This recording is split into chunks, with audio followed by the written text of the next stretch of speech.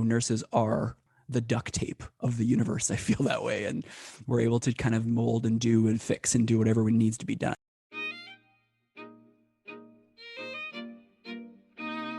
Hello, everyone. I'm Angela Rosa DiDonato. And I'm Marianne Leary.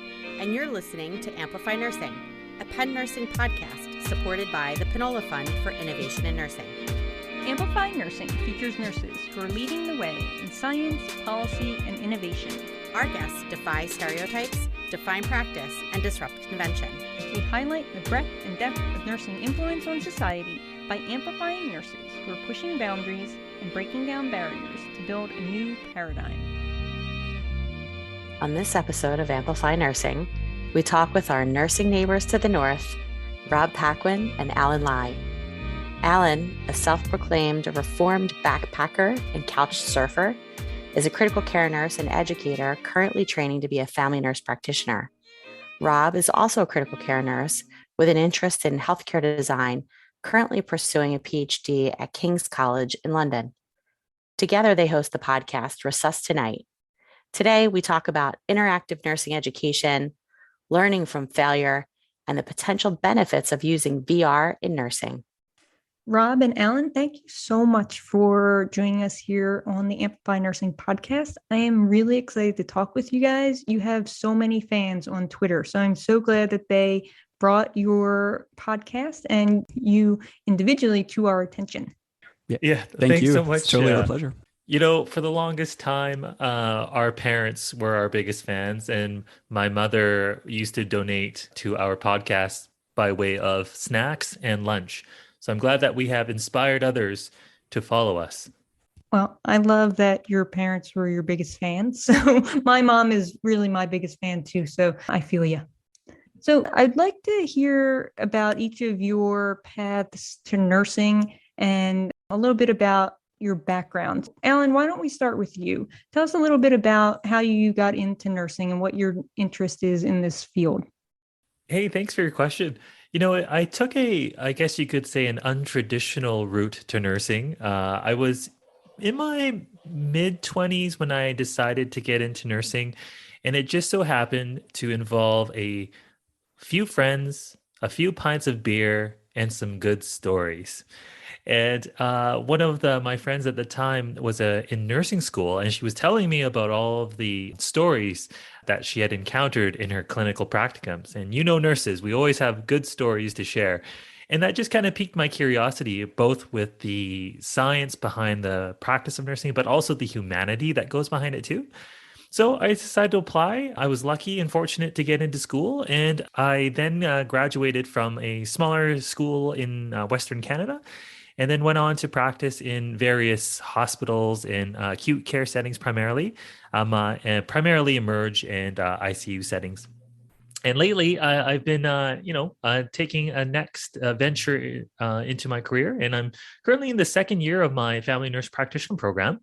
And I look forward to helping folks with a bit of medical assistance in dying, a bit of palliative care and community practice. And my research interest is actually in point of care ultrasound and how we can further this device for nursing practice. I was also in my mid-20s when I went back to school for nursing. What were you doing before that, if you don't mind sharing? I was a backpacker, couch surfer. Oh my God, I love that. Yes, I was backpacking across Canada and couch surfing along the way. And it just so happened, now for any Canadians out there, there was this program called Katimavik back in the believe it began in the late 80s and went through the 90s and then through the early 2000s. And I was a part of the early 2000s group. And essentially it was a volunteer program for youth that didn't know what they wanted to do after high school and wanted to learn about their country. So you lived in 3 different provinces or states and in 3 different communities, and you volunteer at various jobs, and you just learn about your country and learn about yourself. I learned that I actually liked humanities because I had the opportunity to work with some folks with developmental differences at the YMCA in this small town in Ontario. And voila, that kind of helped fuel my interest in that conversation over those pints of beer all those years ago. I'm a big proponent of students taking time off before going directly into college or continuing through to college to really learn and have experiences that you can't have in the classroom. And I think that opportunity that you had really highlights why that's so important. Yeah, it was certainly one of the memories of my life that I hold near and dear to my heart.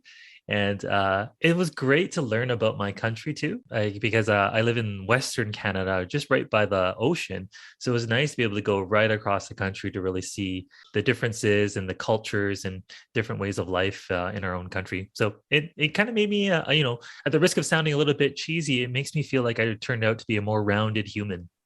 Well, and that's what you need in the nursing profession. Also, you take care of all different humans. And so being exposed to the different people who live in your country who you're going to be taking care of, I think is really important and just adds to your lens as a nurse. So, Rob, I want to make sure we get you in here. Can you also just tell us a little bit about your background and what led you to nursing? Yeah, for sure. Thanks for the question. And I'm really glad that Allan didn't say it made him a total better person, because I mean, he's a good person, but it didn't make him totally better. So for me, my path to nursing was a bit non-traditional as well. You two talked about being in your 20s. I was in my 30s when I entered into nursing. And for me, it was born out of previous professions. I was a paramedic for about around a decade or so. And I found myself, doing calls in both urban and kind of rural areas in Vancouver, Canada. And I would go into the hospitals and I'd bring really sick patients in, and, you'd be all jacked up on adrenaline and these crazy good calls. And sometimes they're not, adrenaline calls, but they're interesting. You'd come into the hospital and the nurses would just be the calmest, see the way forward, highly intelligent organizers of everything. And I would just think to myself, man, they got their stuff together. I should try and get some of that.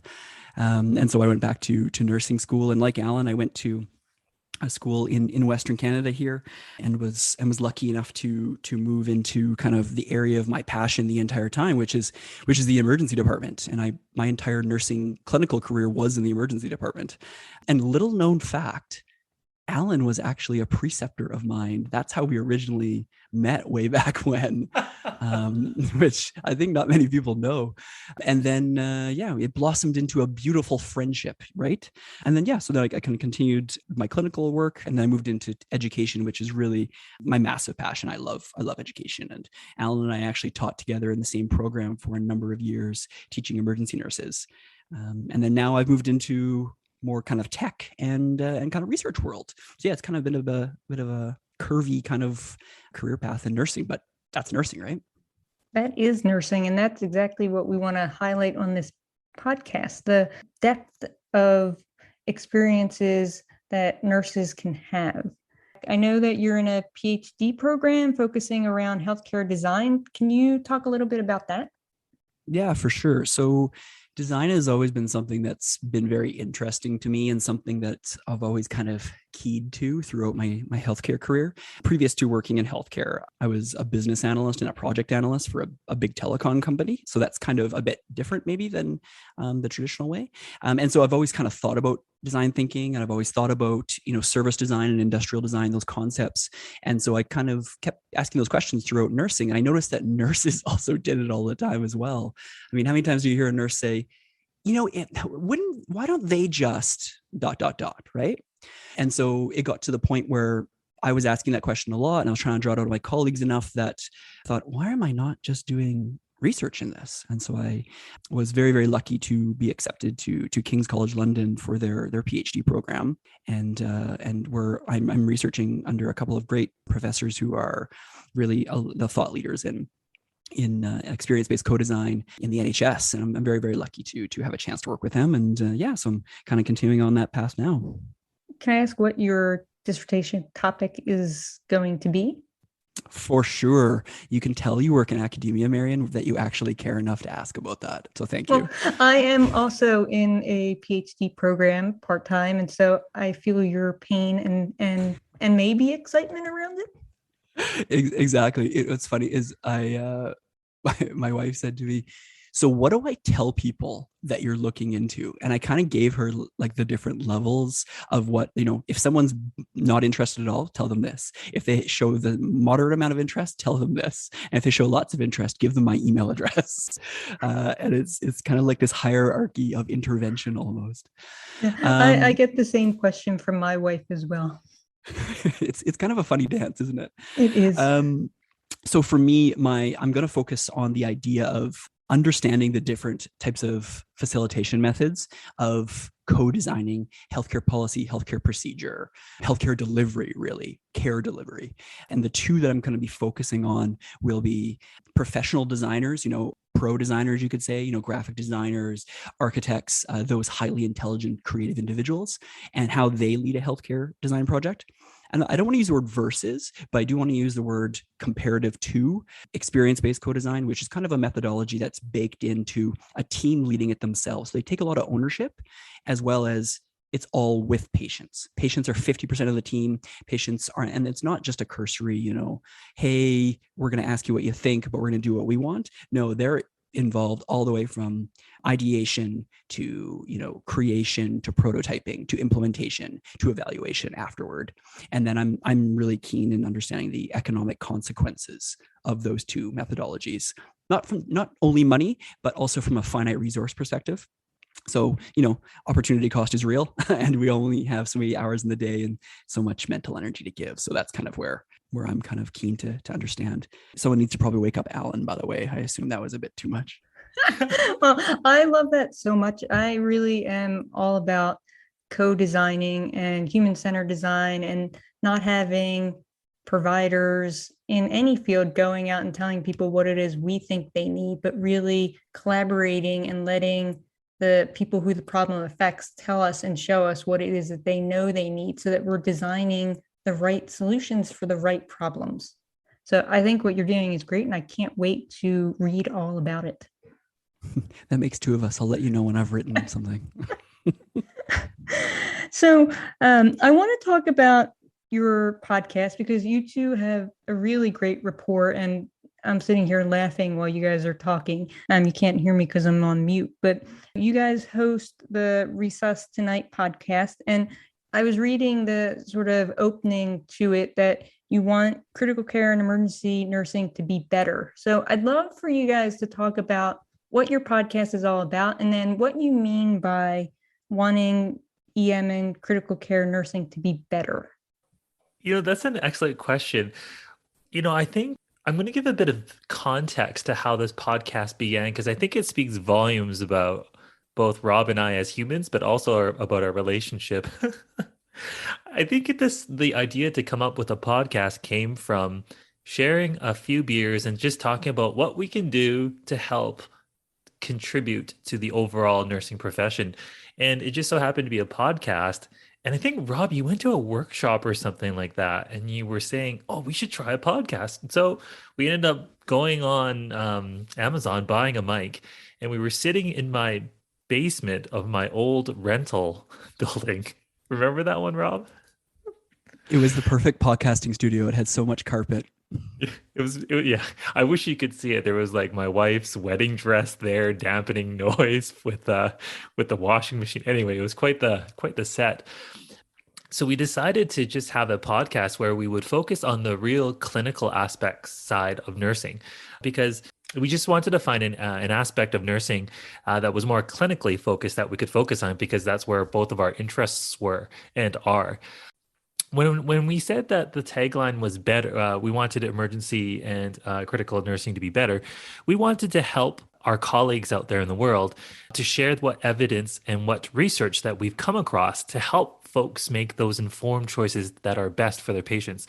So, for example, one of the things, and I think, Rob, we still get feedback on this one. One of the things that we still get feedback on is the administration of a rocuronium, or a paralytic for patients, still leaves the ability for the pupillary reflex to remain. So if someone is paralyzed and for, say, a head injury and for intubation, you can still check to see if they've increased intracranial pressure by checking their pupils. And that's just kind of the one last finding that you have. And that was based on an observational trial, and I believe it was in JAMA. I could be making that up.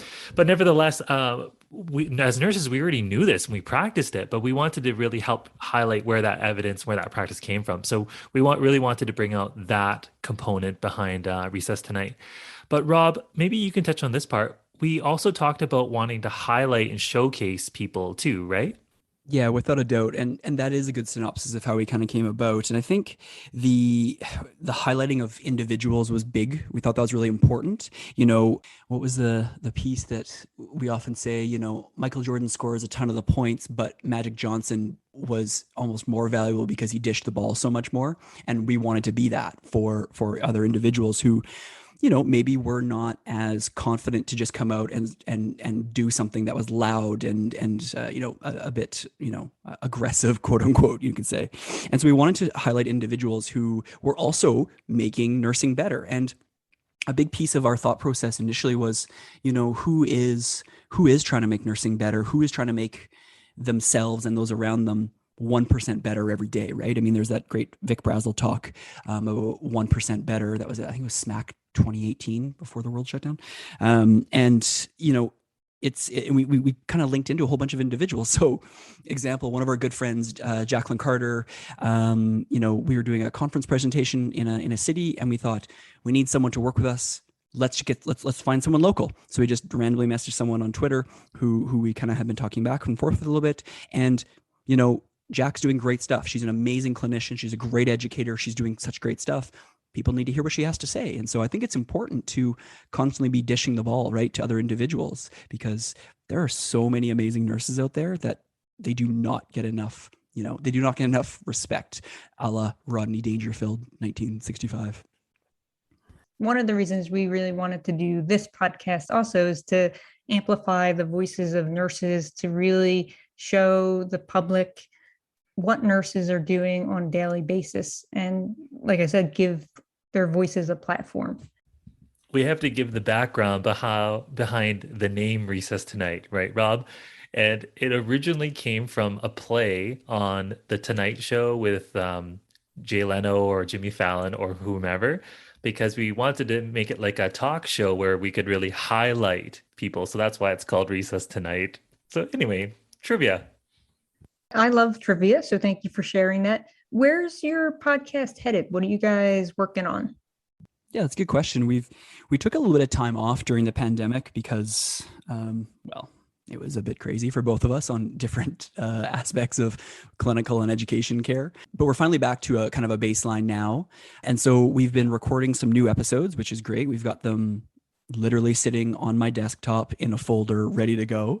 And yeah, we were able to link up with some really great clinicians in Canada, some great academics, and in the US, some really awesome trauma clinicians who are practicing, who are also hilarious individuals. You know who you are, and yeah, so we're looking forward to releasing some new episodes. And I think we haven't really released this to the world yet, but I think we're kind of looking at taking that to the next level and almost stepping back from the podcast ourselves and dishing the ball to someone else who wants to come in and do maybe spot hosting, someone who wants to be a part of the creative process and that kind of stuff, because, no one wants to listen to Allan and I forever, but I think there are great people out there who would definitely be great leaders and can kind of take it over and to put their own spin on where they want to go with it. You're both pretty entertaining. I think I could listen to you for a while, but I get wanting to pass the ball, which I think is also very commendable. It's kind of like Johnny Carson with The Tonight Show, and he passed the mantle on to Jay Leno, and then Jay Leno over to Conan for that time, and so forth. Or like another analogy would be Doctor Who or James Bond. There's always like a new, fresh face that brings a new take to it, and I just think that Recess Tonight is that platform that could really take that metamorphosis, if you will. Yeah, I love that. I mean, one of my most favorite podcasts is Desert Island Discs from the BBC, and they do the same thing. After a certain period of time, they have a new host who takes the mantle and runs with it. Maybe something we'll have to think about for Amplify Nursing when Angela and I are both ready to move on. We hope you're enjoying this episode, and we'll be back with more in a few minutes after this quick break.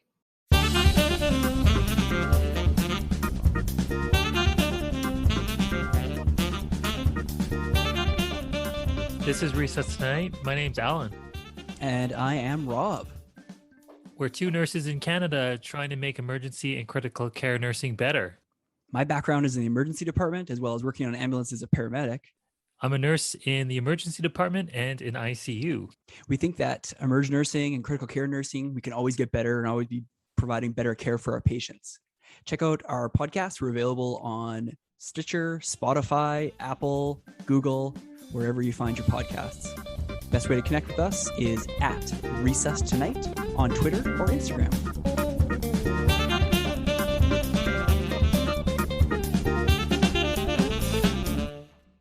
So I know you were both working on other projects. I'm really interested, Rob, to hear about the work you do with the virtual sim project. Can you talk a little bit about that?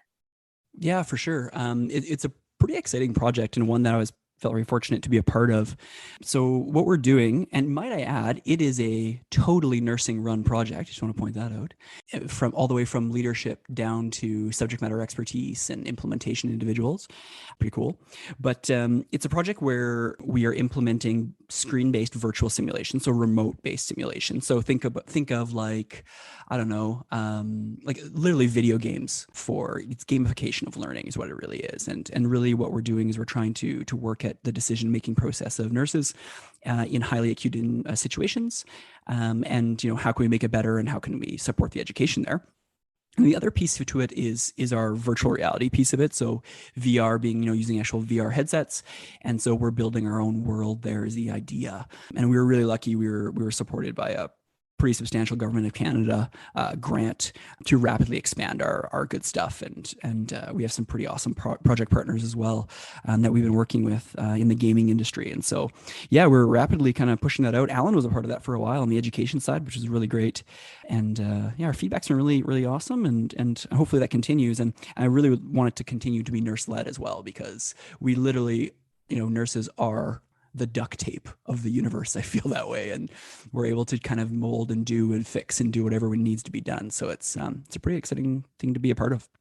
No, that's really great. I mean, prior to my role as director of innovation at Penn Nursing, I was a resuscitation science researcher, and my focus was using virtual and augmented reality to train and educate both lay providers and healthcare providers. So I definitely think there's a lot there in terms of using virtual reality for education to sort of heighten the realism. I personally don't know that we've gotten there yet, but I love the fact that your virtual sim project is focusing on that technology. What outcomes have you seen from using that technology? Yeah, it's a really interesting question. And as a side note, I think Marion, you and I could probably talk for the next 7 hours about tech and research and stuff. Oh my God, I would love that. Yeah, it's I'm with you on the VR componentry. I would agree that that we're not quite there yet. I would totally agree with you. We're going it from a more of an R&D perspective at the current time, because I think the VR piece is close, like it's cusp, I guess you could say. But our screen-based stuff, I think, has been great.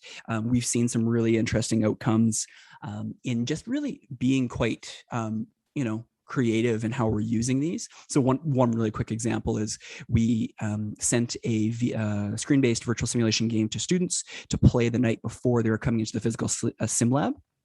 And we actually did a bit of control, and we gave one group the virtual sims and one group just the PALS kind of information. And we let the students play the virtual sim game the night before. And when they came in, they were running the resus of the same patients they were playing on the virtual simulations the night before. And the debriefs and the outcomes on kind of our metrics that we have in place in our school were quite different. I mean, don't get me wrong, this wasn't statistically significant. This wasn't a huge, massive ethics-based study. This was just purely a, hey, I wonder kind of study. And it was enough that I think all the educators in the room looked at each other after the sim day was over and kind of said, so we need to think about doing this going forward. Because it was really impressive what the learners were able to glean and push forward with those kind of tech. And I know we could keep talking about this for hours. I'll just ask you one other question. And then, Allan, I'd love to talk about some of the projects you're working on too. Have you seen the use of VR sort of proliferating in education in Canada, in nursing programs in Canada? Yeah. So, it's really interesting. You make that, delineation between nursing and, potentially medicine, respiratory therapy, all the other tremendously important allied health individuals. I do find that nursing is lagging. I do. And I don't have a study to point to that says number of programs, versus blah, blah, blah is this. But I would just say anecdotally by talking to other simulation and virtual sim and VR educators out there that it does seem to be a bit behind, which makes me a little bit sad on the inside. But that being said, I think that means that for anyone who's listening, what a great opportunity, what a great space for you to walk into. Like, it's like I say with research places, sometimes, you come across a research topic that there isn't much there, and it's like throwing a rock into an empty field and being like, okay, that's research now. Whereas some other places you have to find the smallest little pebble and place it with your finger because there's so much research in the area. Well, VR and nursing, I think that there's enough space that you can just throw a rock into the field and you got yourself a company and maybe a really successful piece going forward. Our guest for episode 2 is a accelerated nursing student who has a fellowship with a VR company and is trying to develop a business using that technology. So I totally agree. This is such a space ripe for nursing-led innovation, and I hope more nurses get into it. Here, agreed.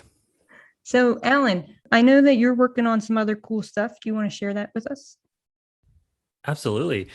I don't think it sounds as cool as that fellowship, though.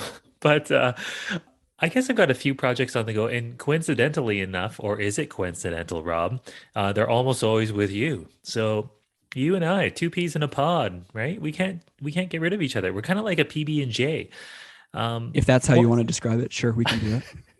Yeah, I'll be the peanut butter because I'm nice and sweet, and your jam, a bit too sweet sometimes.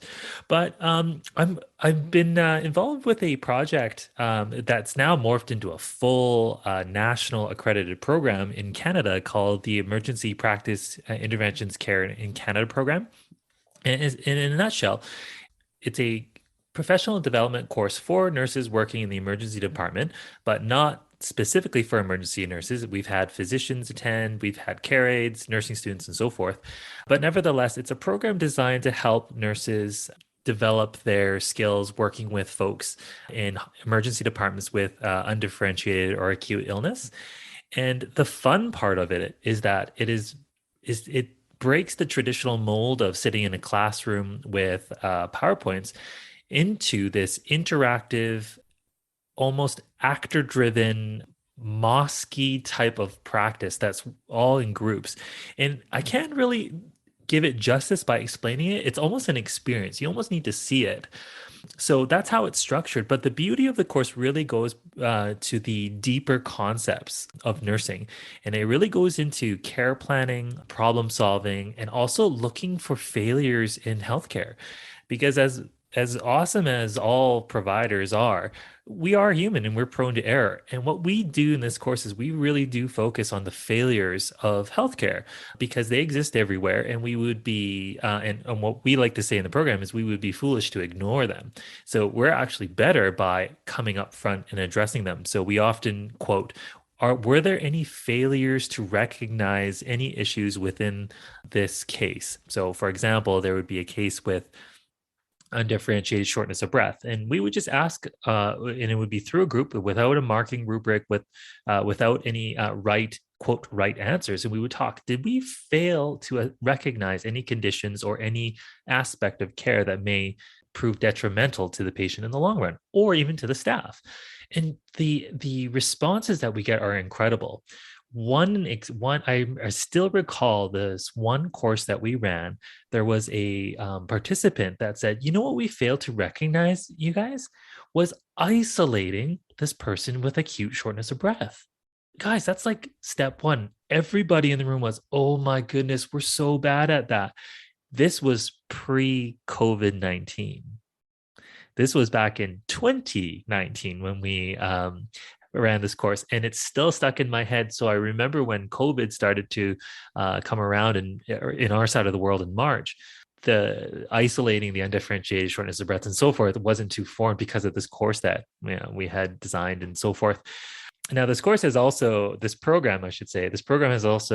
morphed, I guess you could say. Hey, Rob, now it went from clinical practice. Now there's a pediatric component, has built off from the core course. There's a trauma program. Now I'm very excited, and this is Rob's type of mindset as well, is the next in our incantation of this program is a triage, flow, and leadership course, where it focuses on the triage, the flow, and the leadership competencies of all nurses.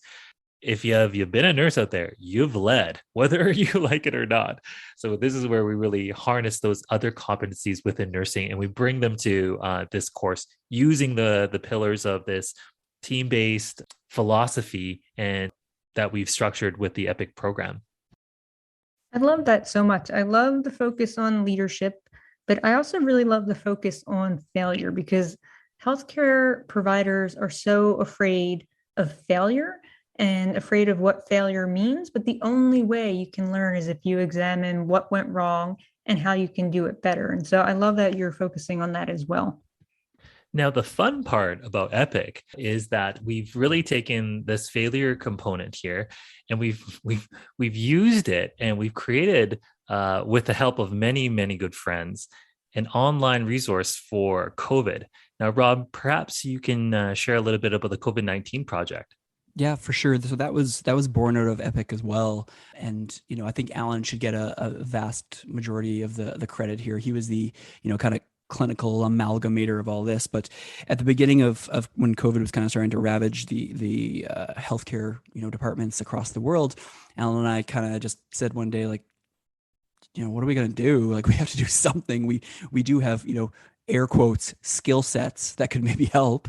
And so we just threw out a message on Twitter and just an open forum, and just started messaging people we knew all across the world, Australia, US, Europe. There were some UK folks, some Italian folks, and then lots of Canadian folks. So some Kiwis and some New Zealanders, and just said, hey, we're going to create a nursing-led, nursing-designed, peer-reviewed COVID-19 practice course on the fly right now.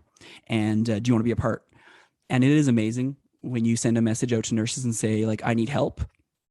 It's always yes. Yes, what do you need? It's not, I don't have time for that. It's, yeah, what do you need? Which is, one of my favorite things about nursing, right?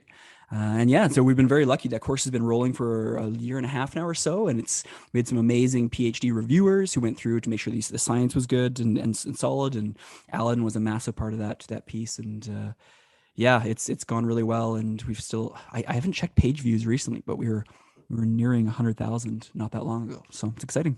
That's incredible. And that is a perfect example of nurse-led innovation and design in practice in the moment when it's needed. So really just a great example of that. Well, Allan and Rob, it has been such a pleasure talking with you both. Your transitions to each other during this podcast have been so great. You can tell that you two work together on another podcast. So I appreciate that as well. Is there anything else you'd want to address before we end? Allan, do you want to do age before beauty?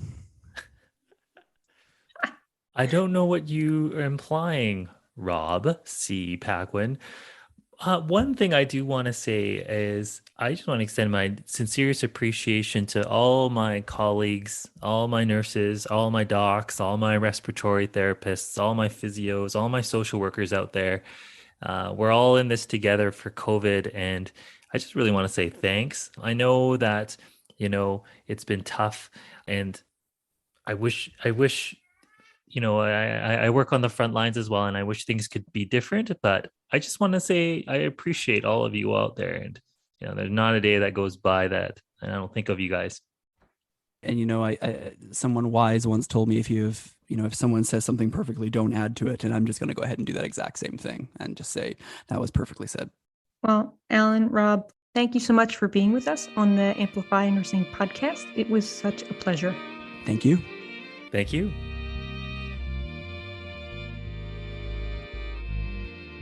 Hello, Marion. Hello, Angela. How's it going? It's amazing.